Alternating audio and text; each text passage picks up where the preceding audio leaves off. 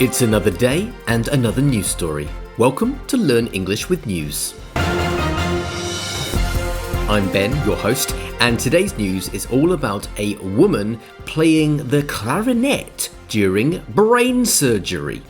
We'll also take a look at how we use the preposition back in phrasal verbs. This is Learn English with News, a podcast for English learners where we focus on vocabulary, grammar, pronunciation and more, all while discussing an interesting news story. Welcome once again to Learn English with News. This is episode 60. It is Monday, the 27th of October.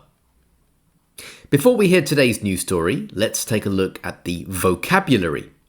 These are keywords we'll be using in today's news story, which you might not know or you might not be sure about. So if you'd like to write these words down, now is a fantastic time to get yourself a piece of paper and a pen.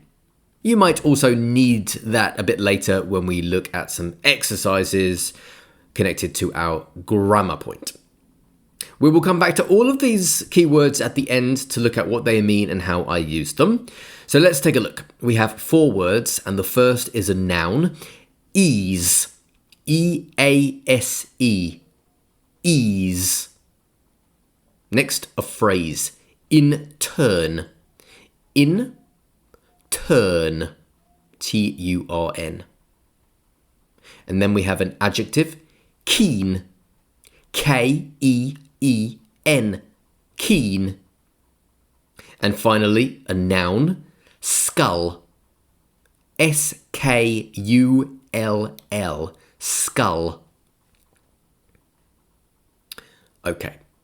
Listen very carefully for those words. See if you can hear them and understand them. We'll come back to them at the end to look at what they mean and how I use them. And as I mentioned earlier, we're also going to be looking at how to use the preposition back in phrasal verbs to mean return or restore. So see if you can spot any examples in the story. And you'll have another opportunity to listen to the new story at the end of the episode. So maybe if you miss some details the first time, hopefully you'll have a better understanding with a second listen, and that will come at the end of the episode. Okay, here is today's news story.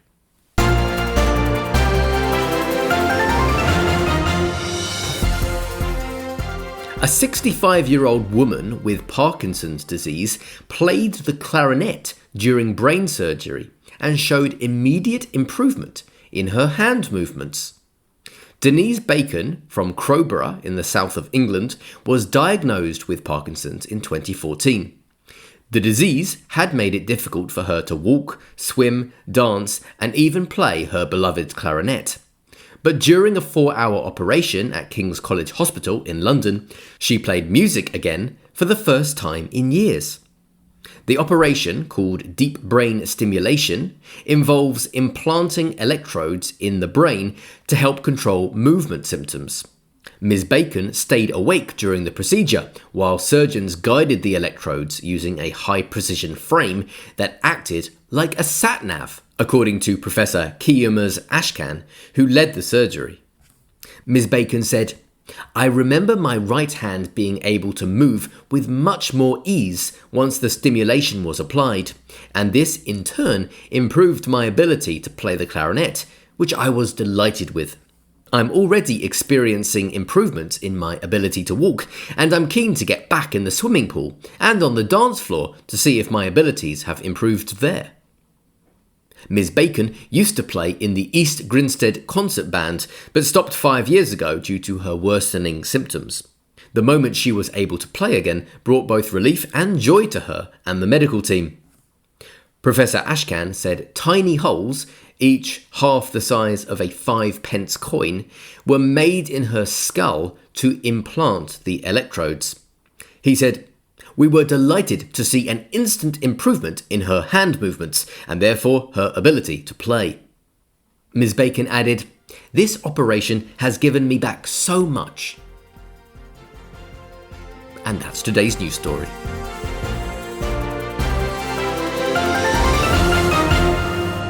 Okay, so fantastic to hear a new story like this, to see how modern medicine is improving the lives of so many people. Okay, we will take a look at our grammar point in just a moment. That's how we use the preposition back in phrasal verbs. But before we do that, let's take a look at the vocabulary I gave you at the start. So we had those 4 words: ease, intern, keen, and skull. So, ease. What was the context here? Ms. Bacon said, "I remember my right hand being able to move with much more ease once the stimulation was applied." So, ease means without difficulty or effort. Next, intern. So, in the same sentence, she said, "And this, in turn, improved my ability to play the clarinet."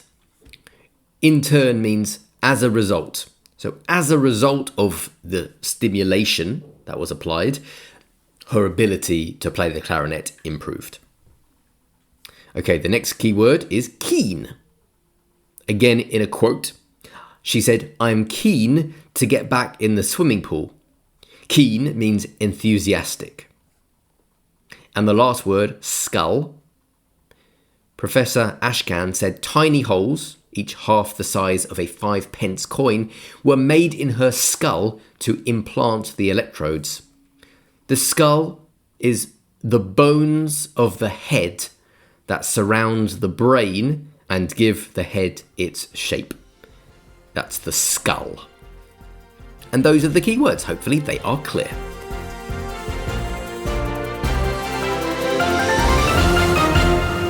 Okay, let's move on to our grammar point now, which is how we use the preposition back in phrasal verbs to mean return or restore.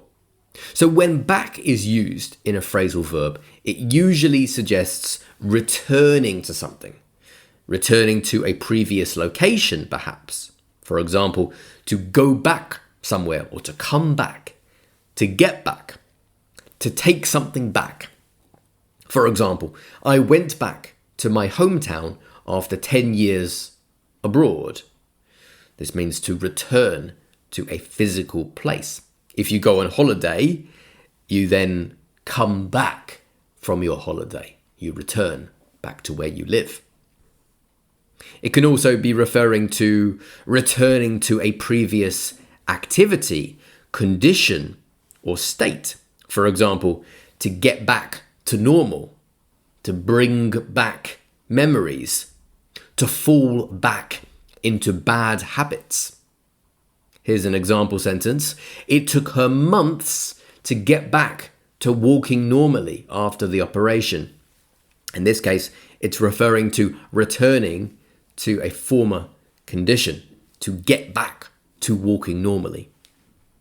And we can also use back when we speak about returning something to its original owner or position, to give something back, to pay money back, to put something back, to send something back. Let's imagine you bought something and you're not happy with it. Maybe you'll send it back. Another example, please put the book back on the shelf. This is to mean to return an object. Some examples from the news story then. Here's a quote. She said, "I'm keen to get back in the swimming pool and on the dance floor." So here, get back means to return to doing something she used to do before, swimming and dancing, showing a return to a previous activity or state of ability. Also, Ms. Bacon added, "This operation has given me back so much." In this case, to give back expresses the idea that it has allowed her to return to a previous state. And if we had other similar sentences from the same news story, we might see something like this. She got back to playing the clarinet after years away, and doctors hope she'll get her confidence and coordination back. In all cases, back signals that something has been regained, returned, or restored. Let's now practice this with a short exercise. I'm going to give you 5 sentences with a missing verb that accompanies back as part of a phrasal verb. For example, to bring back, to take back, to go back, anything like that. Can you name the missing verb? I will read the sentences, see if you can guess what the verb could be, and then after I've read the sentences, I will give you the 5 verbs you need to add, and then you can try to connect it to the sentences. When there's a missing verb, I will say blank. Number 1, we had to blank back to the hotel because we forgot our passports. We had to blank back to the hotel because we forgot our passports. Number 2, I lent you £20 last week. When can you blank it back? I lent you £20 last week. When can you blank it back? Number 3, when I smell the sea air, it always blank back memories of my childhood holidays.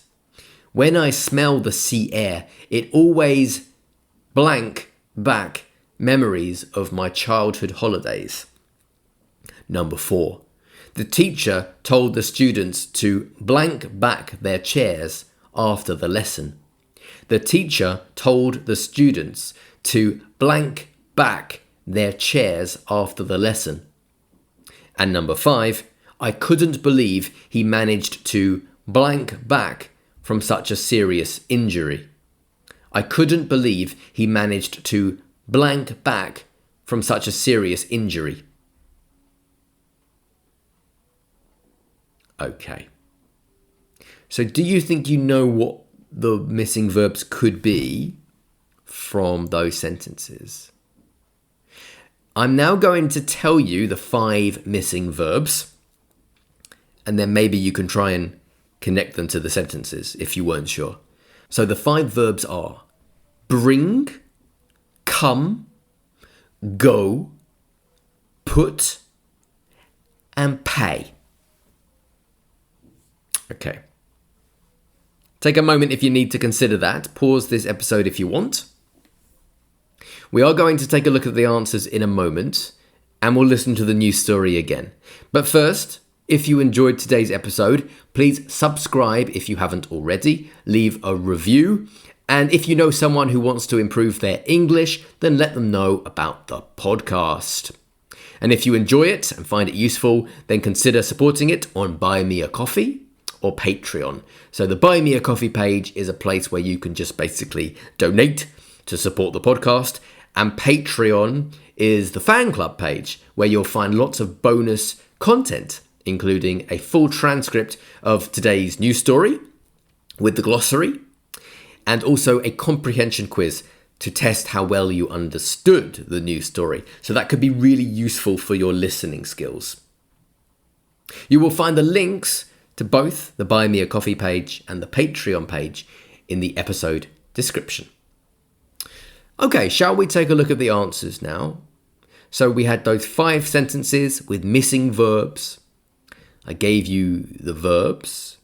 Let's put them into the sentences now. So number 1, we had to blank back to the hotel because we forgot our passports. Well, this one is we had to go back to the hotel. To go back. Number 2, I lent you £20 last week. When can you blank it back? It's when can you pay it back? Number 3, when I smell the sea air, it always blank back memories of my childhood holidays. This one is it always brings back memories, meaning the memories return to me. It always brings back memories. Number 4, the teacher told the students to blank back their chairs after the lesson, to put back their chairs. And number 5, I couldn't believe he managed to blank back from such a serious injury. This one is he managed to come back from such a serious injury. to return to a place that he once was in. And those are the answers. How did you do? Okay, it's time to take another listen to the news story to see if you understand it a bit better a second time. I'll be back soon with another episode of Learn English with News. Here is, once again, today's news story.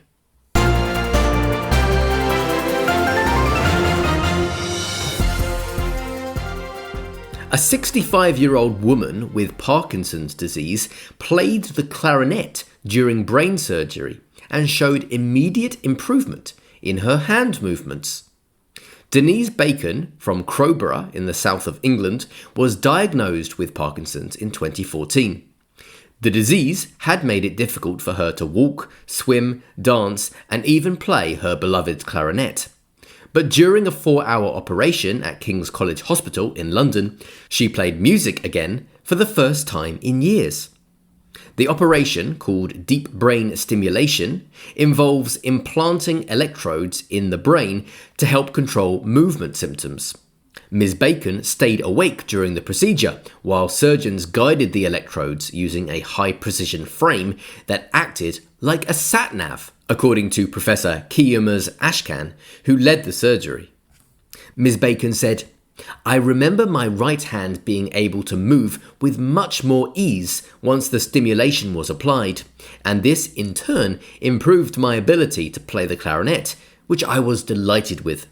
I'm already experiencing improvements in my ability to walk, and I'm keen to get back in the swimming pool and on the dance floor to see if my abilities have improved there."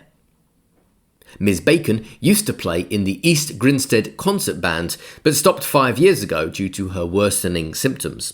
The moment she was able to play again brought both relief and joy to her and the medical team. Professor Ashkan said tiny holes, each half the size of a 5-pence coin, were made in her skull to implant the electrodes. He said, "We were delighted to see an instant improvement in her hand movements and therefore her ability to play." Ms. Bacon added, "This operation has given me back so much." And that's today's news story.